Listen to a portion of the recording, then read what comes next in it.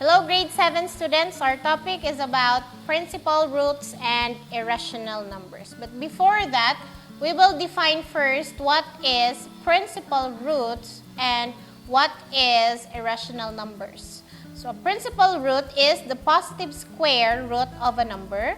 It can be rational or irrational. And also, irrational numbers are non-perfect square numbers and non-repeating and non-terminating decimals. So these are the examples of irrational numbers.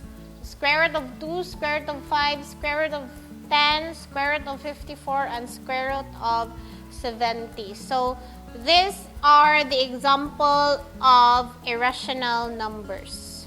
In finding the principal root of irrational numbers, first, you have to familiarize the square or the perfect square for the given numbers.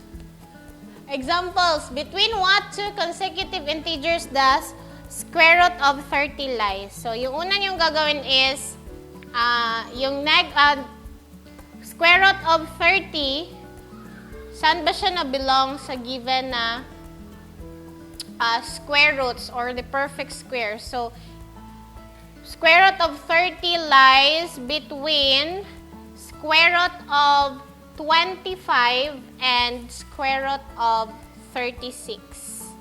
So, we will rewrite it. So, square root of 25, then equals 5, then square root of 30, then square root of 36 or 6. So square root of 25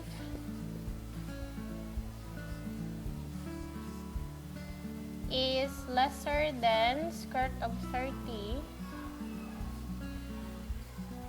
The square root of 30 is lesser than square root of 36. So, square root of 25 is 5.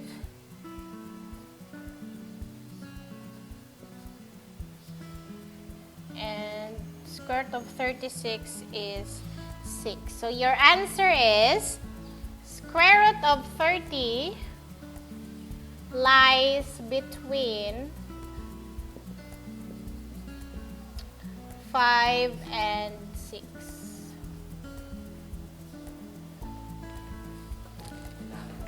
Next example is between what two consecutive integers does negative square root of 55 lie? So don't be confused by a negative sign since it is just written outside the square root sign.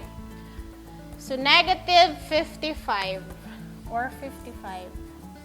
So negative 55 lies between square root of 64 and square root of 49. So since this is negative, hindi kagaya kanina sa first example na positive siya kasi sa negative sign kasi the more the bigger the number, the more the lesser yung kanyang value. So negative 55 lies between negative 64 and negative 49. So, mauuna natin ilalagay yung negative square root of 64 and then negative square root of 49. So, negative square root of 64 is negative 8.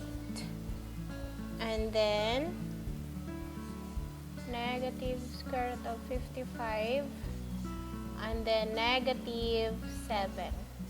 So, your answer is negative square root of 55 lies between negative 8 and negative 7.